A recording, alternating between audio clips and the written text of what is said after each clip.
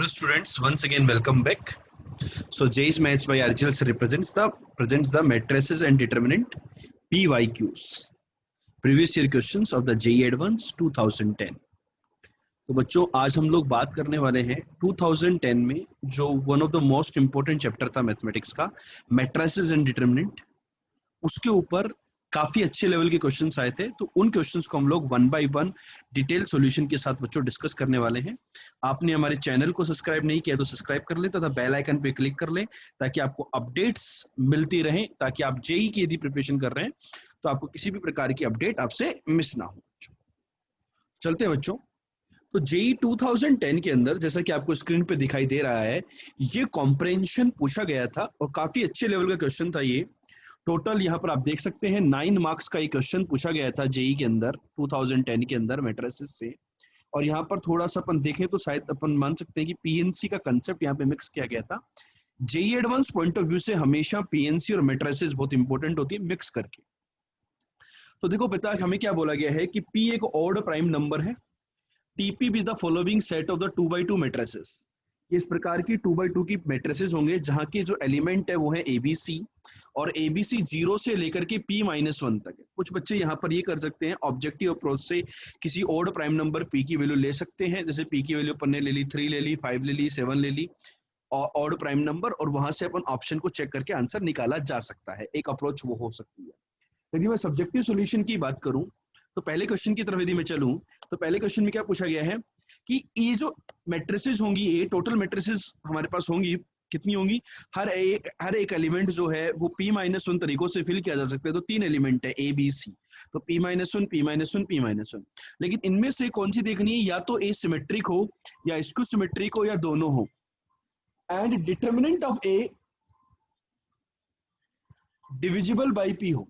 Determinant of ए क्या हो? Divisible by P हो। तो देखो, बात करें यदि मैं सिमेट्रिक मैट्रिक्स की यदि मैं बात करूं बच्चों पहले क्वेश्चन में अंदर, तो सिमेट्रिक मैट्रिक्स की यदि मैं बात करूं तो आपको पता है ये जो एलिमेंट है बी, तो ये वाला एलिमेंट भी बी हो जाएगा सिमेट्रिक मैट्रिक्स के लिए।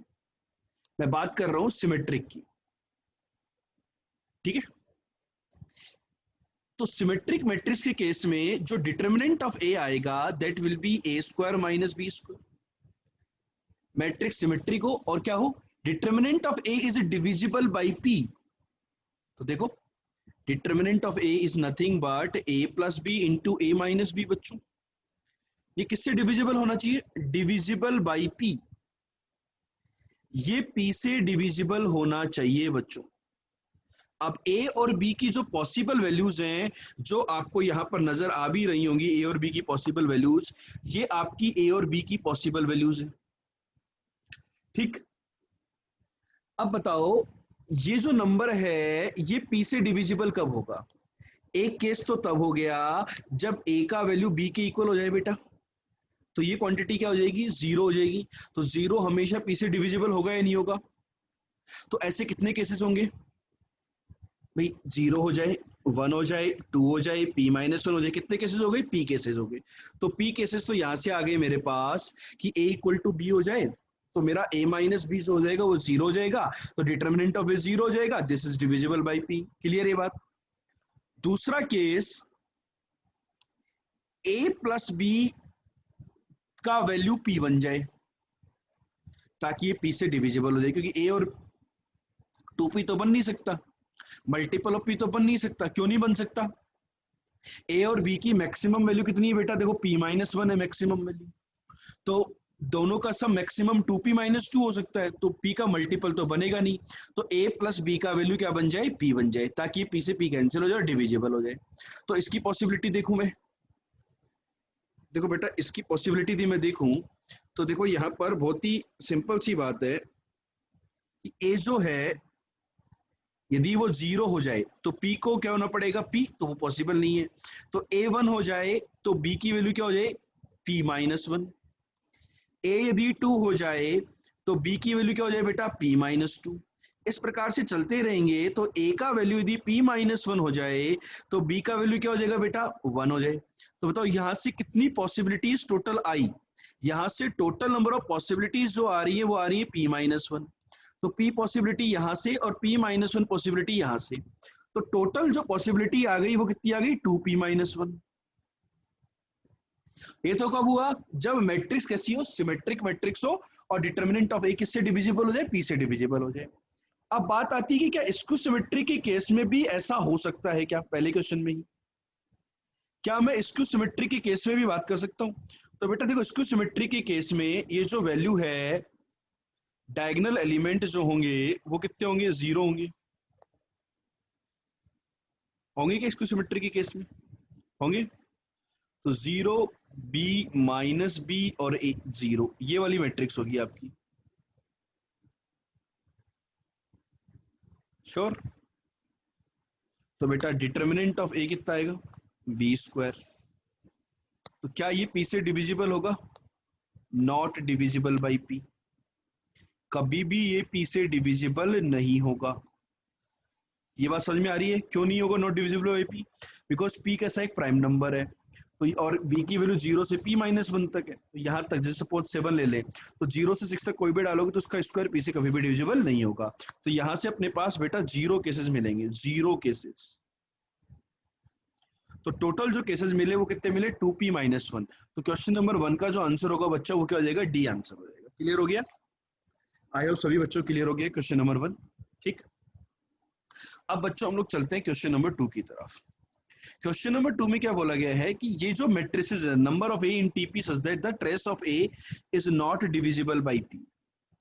देखते हैं, चलो बच्चों आगे देखते हैं कि वो जो मैट्रिसेस बना रहे थे हम लोग, उसी में ही आपको बात करनी है ए में कि the trace of a is not divisible by P. जो ए है उसका जो ट्रेस है वो ए से डिविजिबल, पी से डिविजिबल नहीं है, पर determinant of a is divisible by P. Is, आप बच्चों को पता है कि जो ट्रेस होता है मैट्रिक्स का वो क्या होता है, सम ऑफ द डायगोनल एलिमेंट्स होता है। ठीक है, इट मींस देखो, यदि मैं बात करूं बच्चों, यहां पर एक सिंपल सी बात है कि जो मैट्रिक्स है ए, उसका जो ट्रेस है वो कितना है, 2a। ए मैट्रिक्स क्या थी अपनी, यहां सिमेट्रिक या नॉन सिमेट्रिक की बात नहीं हो रही है, ए बी सी ए, यही थी मैट्रिक्स। तो ट्रेस ऑफ ए आ गया 2a। Trace of a is not divisible by P. आपको पता है ए का वैल्यू 0 से p माइनस 1 है, तो यहां पर सिंपल सी बात है कि ए का वैल्यू 0 नहीं होना चाहिए। यदि ए 0 हो गया तो ये ट्रेस कितना हो जाएगा, 0, और ट्रेस 0 होते ही ये p से डिविजिबल हो जाएगा। बाकी किसी भी केस में p से डिविजिबल नहीं होने वाला। ये बात क्लियर हुई?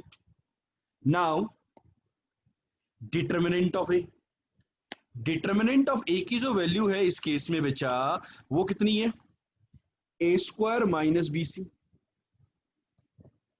This is divisible by P. ये किससे डिविजिबल होना चाहिए बच्चों, पी से डिविजिबल होना चाहिए। ये वाले केस हमें देखने हैं। तो आप बताइए यहां पर अब एबीसी के सिलेक्शन कैसे किए जाए कि ये जो ए स्क्वायर माइनस बी सी है ये आपका पी से डिविजिबल हो।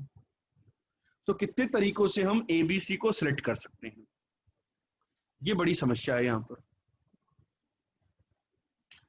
तो बेटा देखो क्या होगा, लेट से ए जो है वो 0 नहीं हो सकता, लेट से ए का वैल्यू 1 होता है।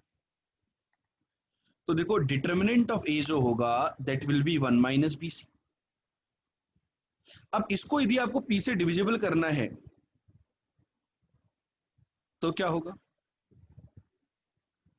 बताओ, क्या पॉसिबिलिटी होगी आपको इसको। अच्छा, मैं क्या कह रहा था कि determinant of a is equal to 1 minus B c, ये पी से डिविजिबल होना चाहिए। तो यहां पर बी और सी के पास केवल एक ही पॉसिबिलिटी कि वो दोनों 1 हो जाए। तो देखो कुल मिलाकर के यदि ए के पास जो टोटल चॉइसेस थी वो थी p माइनस 1, यदि ए के पास b माइनस 1 चॉइसेस थी तो वहां पर b के पास भी p माइनस 1 चॉइसेस आएंगी, तो c को केवल a के तरीके से एडजस्ट होना पड़ेगा।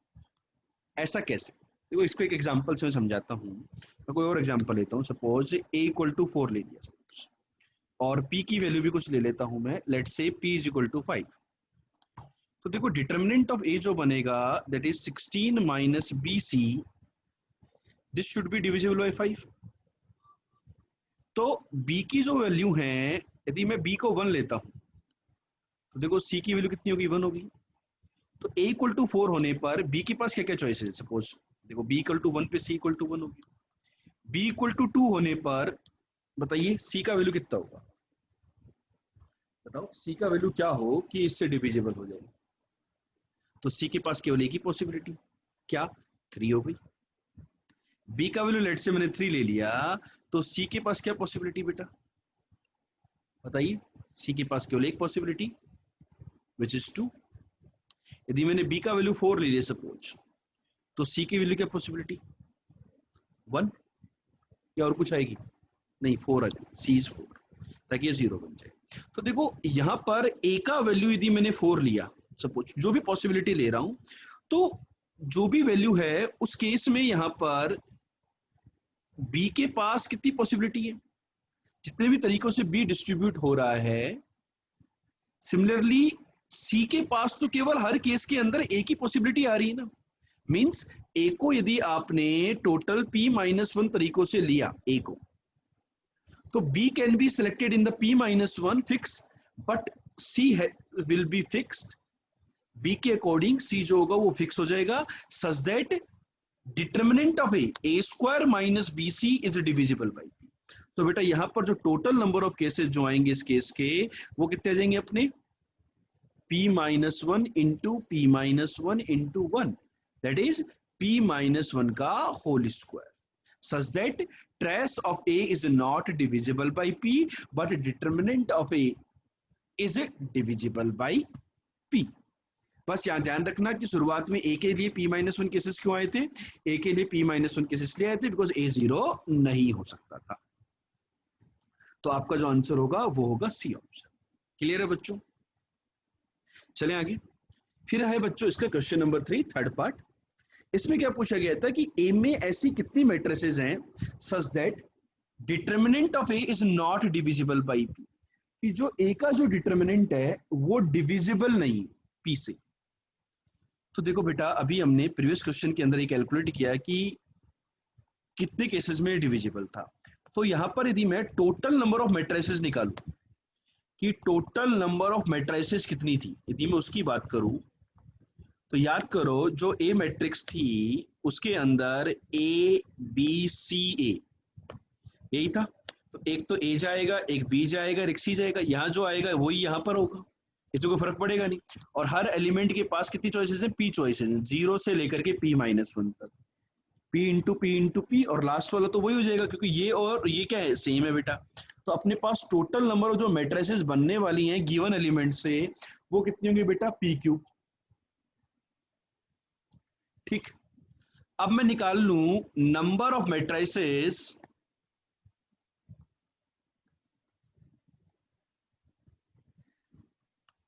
in which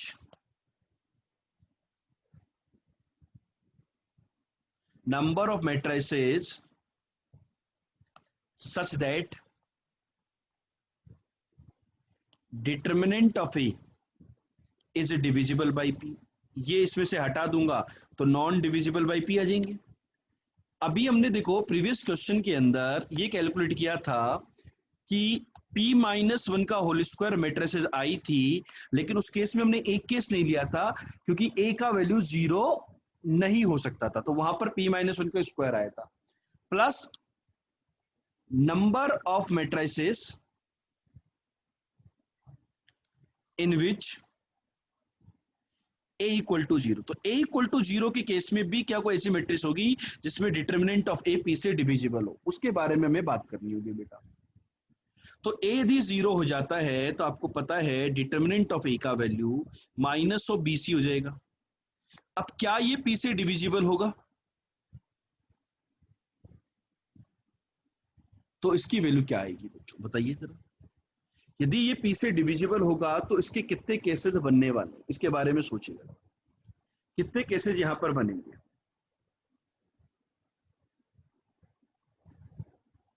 माइनस bc यदि p से डिविजिबल होगा तो क्या हो जाएगा, देखो बेटा यहां पर p जो है वो ऑड प्राइम नंबर है, और बी और सी जो है, जैसे बी का सपोज पी का वैल्यू है 7, तो बी और सी 0 से 6 में है नहीं? तो ये कैसे नंबर है? को प्राइम नंबर से। किसके साथ? पी के साथ, क्योंकि बी और पी में कभी भी कुछ भी कैंसिल नहीं होगा। पी 7 है तो बी है 0 से 6, तो बी और पी में कभी कैंसिल होगा, सिमिलरली सी में भी कैंसिल नहीं होगा, बिकॉज बी सी आर को प्राइम, बी सी आर को प्राइम विद पी। तो इसको डिविजिबल करने के लिए एक ही पॉसिबिलिटी है कि एटलीस्ट वन ऑफ बी और सी इज 0, इन दोनों में से कम एक को 0 होना पड़ेगा। कम से कम एक को 0 होना पड़ेगा, तो कितनी पॉसिबिलिटी? यदि बी 0 हुआ तो सी के पास टोटल पी पॉसिबिलिटीज, और यदि सी 0 हुआ तो बी के पास टोटल कितनी पॉसिबिलिटी बेटा? P possibility. इन दोनों में से एक पॉसिबिलिटी रिपीट कर जाएगी 0 0 वाली, दोनों 0 0 वाली। तो बेटा यहां पर क्या आंसर आ गया आपका? p-1 का होल स्क्वायर। और वो मैट्रिसेस जिनमें डिटर्मिनेंट ऑफ ए का वैल्यू 0 होगा और ए का वैल्यू 0 हो, तो वो केसेस आ रहे हैं आपके p प्लस p-1। ये समझ में आया कैसे आया? पी केसेस और वन कौन सा? रिपीटिशन वाला। तो इसकी वैल्यू कितनी हो गई? P square minus 2p plus 1 plus 2p-1। तो आपका ये वैल्यू आ रहा है बेटा पी स्क्वायर। कितना आ रहा है? P square. तो number of matrices A which is not divisible by P, तो ये आ गया ए स्क्वायर। तो टोटल मेट्रिसेस आई बेटा पी क्यूब। टोटल मेट्रिसेस के अंदर से पी स्क्वायर मेट्रिसेस ऐसी हैं जो कि डिविजिबल हैं, और ये हमारी टोटल हैं। तो नॉट डिविजिबल बाई कितनी हो जाएंगी बेटा? तो नॉट डिविजिबल वाली मेट्रिसेस हो जाएंगी।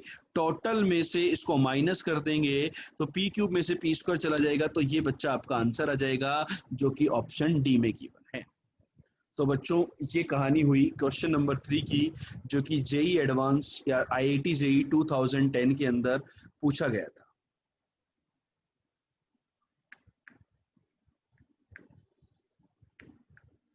क्लियर?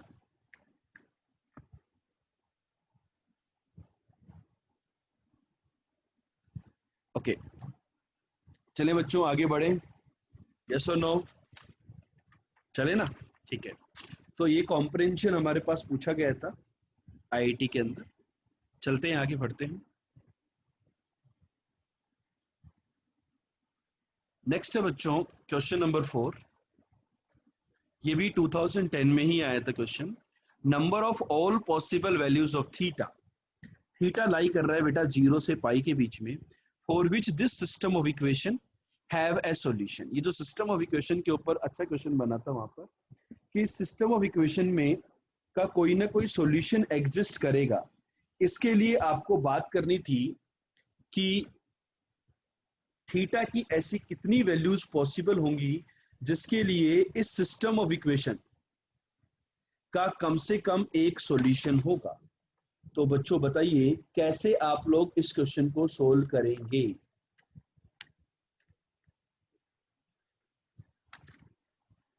देखो सबसे पहले बेटा हम क्या करें, यहां पर इस सिस्टम ऑफ इक्वेशन को समझते हैं कि सिस्टम ऑफ इक्वेशन किस टाइप का है।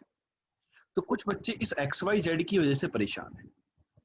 तो मैं मान लेता हूं कि ये जो एक्स वाई जेड है ये मेरा कुछ है टी, मान लिया कुछ टी वगैरह मान लो आप इसको। ठीक है? तो ये जो सिस्टम ऑफ इक्वेशन बनेगा ये किस टाइप का बनेगा? देखो पहली इक्वेशन ये बन जाएगी T times sine 3 theta, yes और no, minus Y cos 3 theta minus Z times cos 3 theta is equal to 0। ये पहली इक्वेशन। दूसरी इक्वेशन देखें, यदि मैं एलसीएम लेंगे बेटा यहाँ पर, तो x y z sine 3 theta आएगा नहीं आएगा? आएगा। तो what you will get t times sine 3 theta,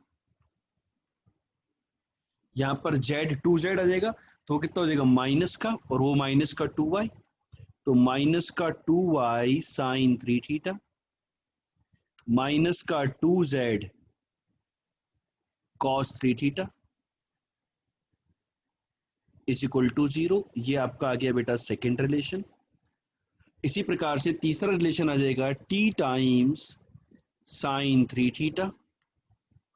y का टर्म यदि मैं देखूं यहां पर तो वो आ जाएगा माइनस का y, कॉमन लेंगे बेटा अपन लोग, तो क्या आएगा cos 3 theta plus sine 3 theta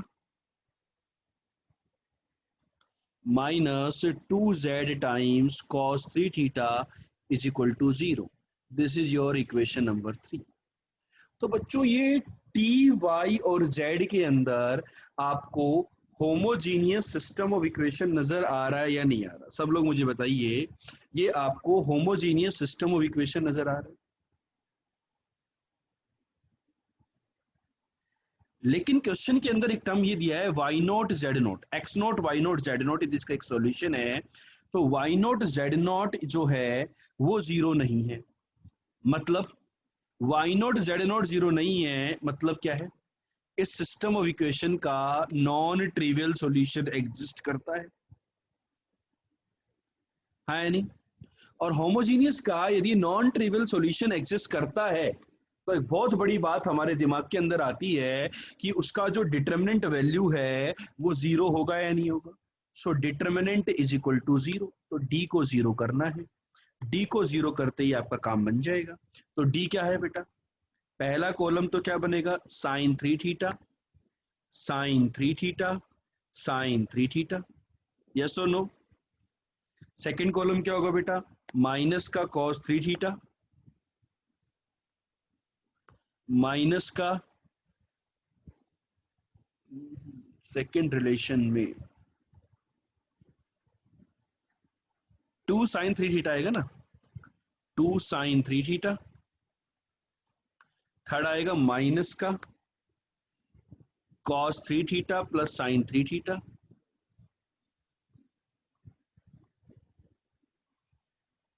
minus का कॉस 3 थीटा, माइनस का 2 कॉस 3 थीटा एंड माइनस का 2 times again cos of 3 theta. इसका जो डिटर्मिनेंट वैल्यू है दैट इज इक्वल टू 0। अब बच्चों इसको हमें सोल्व करना है। कैसे आप लोग इसको सोल्व करने वाले हैं मुझे बताइए? How you will solve this equation? अपन देखो इसको सिंप्लीफाई कर लें।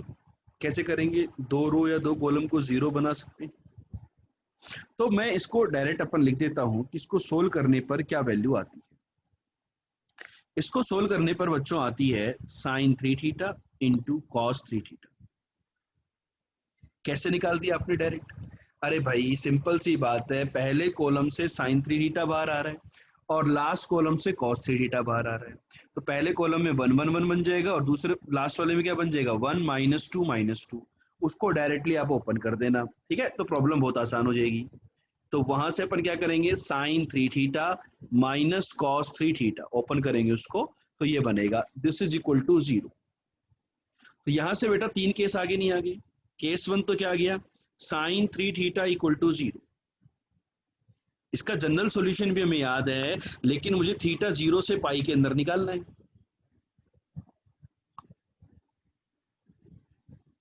या नहीं? ठीक। लेकिन यदि आप साइन 3 थीटा को 0 लेते हो तो आप देखो ये जो इक्वेशन 2 है इसको ऑब्जर्व करो। साइन 3 थीटा यदि 0 हुआ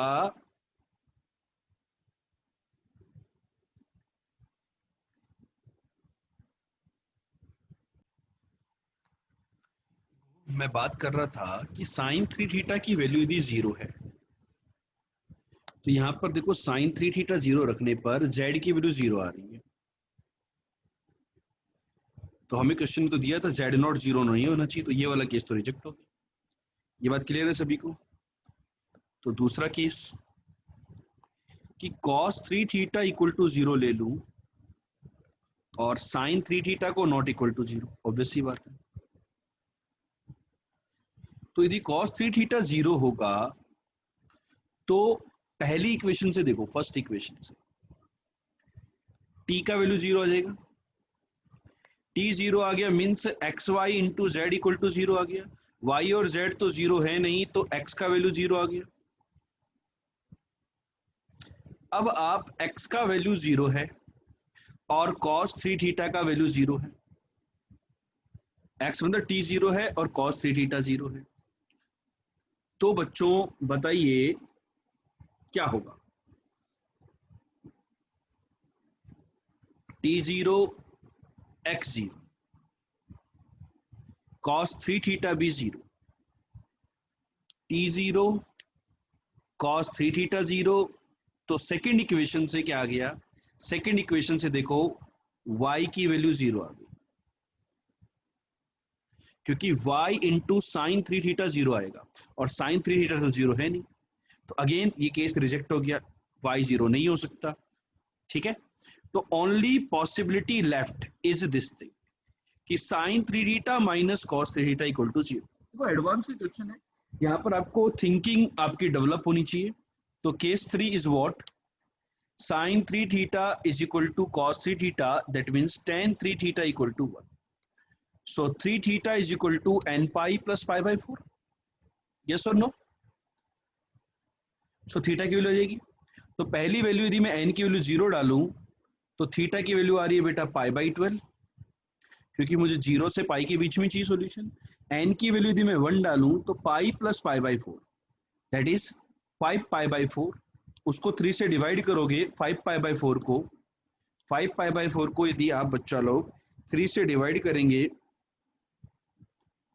तो कितना आ जाएगा, 5 पाई बाई 12, वो भी पाई से छोटा होता है। 2 डालो, 2 pi plus pi by 4, 2 pi plus pi by 4 9 pi by 4 होगा, है या नहीं। 9 पाई बाई 4 को यदि 3 से डिवाइड करोगे तो वो आ जाएगा 9 पाई बाई 12, ये भी अपना पाई से छोटा होगा। बाकी के सारे सॉल्यूशन आगे पाई से बढ़े जाएंगे। तो मेरे पास ये टोटल कितने सॉल्यूशंस आ गए बेटा, 3 सॉल्यूशंस आ गए। How many solutions, 3 solution. तो ये पूछा गया था कि number of all possible values of theta lying in the interval 0 to pi for which this system of equation have this type of solution where y naught z naught is not equal to 0। तो आपका जो answer आएगा that is 3 integer type question subject. Clear हुआ या नहीं हुआ बच्चों। तो ये सिस्टम ऑफ इक्वेशन को टेक्नोमेट्री के साथ मिक्स करके, टेक्नोमेट्री इक्वेशन के साथ मिक्स करके एक अच्छे लेवल का प्रॉब्लम यहां पर बच्चों बनाया गया था। ठीक है, चलें आगे बढ़े। एक और प्रॉब्लम जो 2010 के अंदर मैट्रिसेस के ऊपर आया था बेटा, IIT से ही 2010, ये पेपर 2 के अंदर पूछा गया था। देखो प्रॉब्लम आपके सामने स्क्रीन पे नजर आ रहा है आपको। के बी है पॉजिटिव रियल नंबर, के एक पॉजिटिव रियल नंबर है और मान लेते हैं ये दिया हुआ है कि ए मैट्रिक्स ए है और बी मैट्रिक्स ए है। कुछ नजर आ रहा है कि आपको ए मैट्रिक्स और बी मैट्रिक्स में कोई खास बात है क्या। अब आपको बोला गया है determinant of adjoint of a और determinant of adjoint of b, इसकी वैल्यू है 10 to the power 6। तो आपको जीआईएफ ऑफ के पूछा गया है। जीआईएफ ऑफ के में ग्रेटेस्ट इंटीजर लेस देन और इक्वल टू के। बच्चों क्या किया जाए, याद करो ये जो बी मैट्रिक्स है, बी डैश का वैल्यू माइनस बी के इक्वल है। तो ये जो बी मैट्रिक्स है ये कैसी मैट्रिक्स है, स्क्यू सिमेट्रिक मैट्रिक्स। देख लो आप, ये वाला एलिमेंट इसका नेगेटिव है, ये वाला एलिमेंट इसका नेगेटिव है, ये वाला एलिमेंट इसका नेगेटिव है और मेन डायगोनल के एलिमेंट 0 है। Skew symmetric matrix odd order का डिटरमिनेंट वैल्यू कितना होता है बेटा, 0 होता है। तो determinant of adjoint of b, b का ऑर्डर 3 है तो ये होता है डिटरमिनेंट ऑफ बी की पावर 3 - 1, तो determinant of b square that is 0। तो ये जो क्वांटिटी है ये तो 0 हो गई, क्वेश्चन ही खत्म। आधा क्वेश्चन तो आपने खत्म कर डाला यदि आपको ये वाली प्रॉपर्टी याद है। अब आपको कुल मिलाकर के डिटरमिनेंट ऑफ ए की वैल्यू निकालनी है। अब डिटरमिनेंट ऑफ ए को आपको सिंप्लीफाई करना होगा, यस और नो। अब देखो डिटरमिनेंट की वैल्यू निकालने के लिए भी आपको एक मेथड बताया गया था शॉर्टकट, कि आप फर्स्ट रो को दोबारा लिख दो, सेकंड रो को दोबारा लिख दो, नीचे लिख दिया आपने। इसके बाद आप डायरेक्ट आंसर निकाल सकते हो इसका कि ये जो 3 बनेंगे इनका मल्टीप्लिकेशन, इस टाइप से, ठीक है। तो जो पहला वाला जो मल्टीप्लीकेशन मैंने लिखा, तो ये कितना होगा, माइनस टाइम्स 2k-1। ये जो सेकंड मल्टीप्लीकेशन है, आप चेक कीजिए, जो सेकंड मल्टीप्लीकेशन बना अपना, यहां पर कितना टर्म था, माइनस का 2k। तो ये जो सेकंड मल्टीप्लीकेशन है, ये कितना होगा, माइनस के as it is -8 times k²√k। ये सुन लो। तीसरा वाला ये जो मल्टीप्लीकेशन है, ये क्या आ रहा है बेटा बताओ, ये टर्म थी आपकी 2√k, है ना। तो ये जो तीसरा वाला मल्टीप्लीकेशन है, यदि आप इनको मल्टीप्लाई करेंगे तो माइनस माइनस प्लस 8k²। इसी प्रकार से अपन क्या करते हैं, रिवर्स में मल्टीप्लाई करते हैं, रिवर्स में इन तीनों को, और विद नेगेटिव साइन। चलो इन तीनों को करते पहले, माइनस माइनस प्लस, तो ये हो जाएगा 4k, पहला वाला। दूसरा वाला कितना हो जाएगा, minus minus plus 4k² into 2k-1 plus negative negative positive 4k plus का 4k। ठीक है बेटा, चेक करो आपकी जो वैल्यू है वो यही बन रही है, कुछ और बन रही है। डिटर्मिनेंट ऑफ ए का वैल्यू क्या यही बनेगा या कुछ और बन रहा है।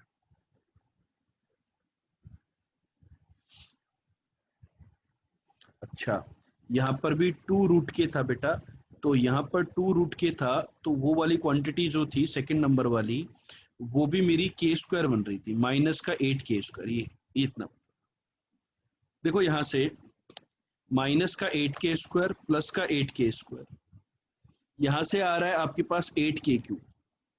तो ओवरऑल ये वैल्यू आ रहा है 8 का k³। मैं k² की टर्म देखो बेटा, तो k² की टर्म यदि आप ऑब्जर्व करोगे तो कोफिशिएंट एक बार देख लो। k² की टर्म यदि मैं देखूं तो क्या बन रही है, कोफिशिएंट आप एक बार ऑब्जर्व कर लो।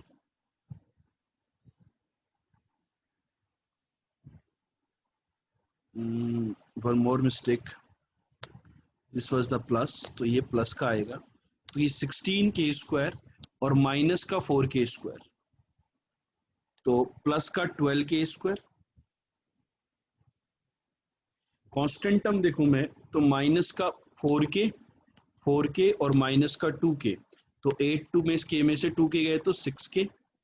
और कांस्टेंट टर्म यदि मैं देखूं, कांस्टेंट टर्म तो वो आ रही है +1। आप किसी भी तरीके से इसको कैलकुलेट कर सकते हो बेटा, आपके पास ये आ जाएगा। ठीक है, ये आ गया आपका डिटर्मिनेंट ऑफ ए। तो अब आपको क्या गिवन है क्वेश्चन में, देखो यहां पर आपको ये पता है determinant of adjoint of a, तो this is determinant of a² equal to 10⁶, यही पता है आपको। मैं थोड़ा सा इसको और सिंप्लीफाई करने की कोशिश करूं कि क्या मैं इसको परफेक्ट स्क्वायर के फॉर्मेट में लिख सकता हूं। तो मेरा दिमाग गया कि यार ये तो 2k का क्यूब लिखा हुआ है, ये 1 का क्यूब लिखा हुआ है, तो एक बार यदि मैं इसको सोचूं तो क्या ये 2k + 1 के होल क्यूब का फॉर्मेट है क्या, चेक किया तो वही निकला। तो 2k + 1 का होल क्यूब डिटर्मिनेंट ऑफ ए आया, और वास्तविकता में डिटर्मिनेंट ऑफ ए यहां से कितना आ रहा है, 10³ के इक्वल आ रहा है। So this is equal to 10³। तो पॉसिबिलिटी क्या है कि 2k + 1 जो है भाई साहब, उसकी वैल्यू 10 होगी। तो 2k की वैल्यू कितनी आ गई, 9। तो k का वैल्यू कितना आ गया बेटा, 5/2। k का वैल्यू कितना, सॉरी 9/2। तो k की जो वैल्यू आ रही है बेटा वो आ रही है 4.5। तो GIF ऑफ k का वैल्यू कितना आएगा बेटा, 4 आएगा। ये आपका आंसर। तो बच्चों ये हमारे जो क्वेश्चंस थे, ये थे IIT JEE 2010 के क्वेश्चंस। 5 क्वेश्चन हमने डिस्कस किए सेशन में, जो कि मैट्रिसेस एंड डिटरमिनेंट्स आए थे। आप समझ सकते हो कि पेपर 1 पेपर 2 मिलाकर कितने सारे क्वेश्चंस आए थे।